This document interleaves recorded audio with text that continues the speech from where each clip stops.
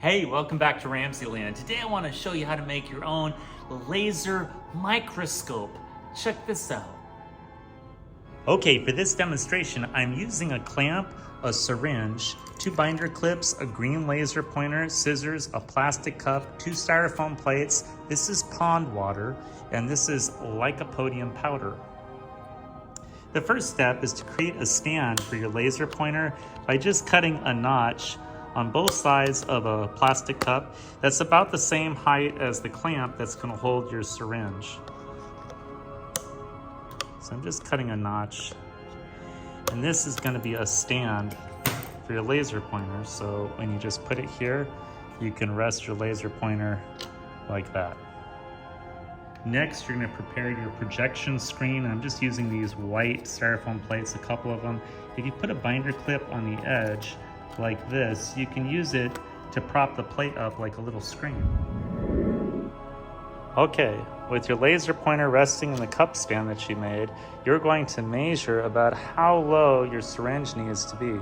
So when I put my syringe in the clamp, I'm going to lower it down so that if a drop of water is dripping off the syringe, it's going to be the same height as my laser pointer. So I'm just going to lower this down to about here.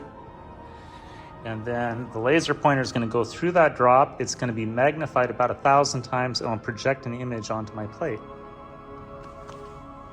Okay, once you have your laser beaming straight through a drop of water, you can press on your syringe a little bit, see a nice drop of water, and you'll start to see an image that's projected on the back of the plate. Let's zoom in on that. That's moving. You see that? Look at that.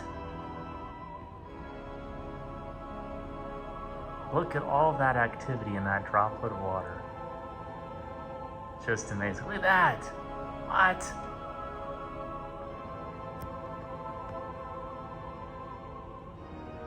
Now let's find out if we can see microscopic spores in lycopodium powder. Check this out. Lots of activity.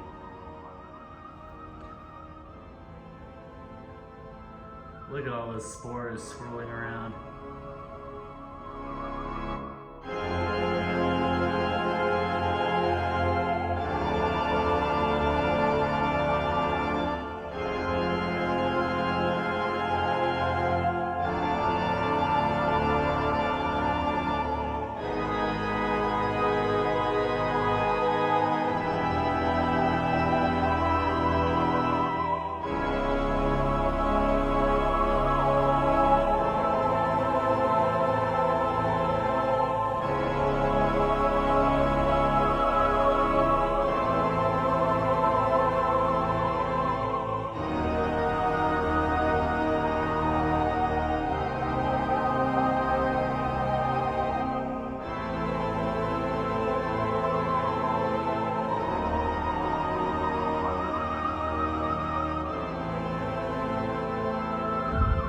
So just as you were able to see those spores in the lycopodium solution, so in the mid-1600s, Antony van Leeuwenhoek, a Dutch amateur scientist, was able to make his own microscope that was capable of seeing bacteria for the first time. He found that if he melted a glass rod and pulled the midsection apart, he could make really effective glass lenses. And a lot of his research was groundbreaking for scientists during that time to be able to see things at a microscopic level for the very first time.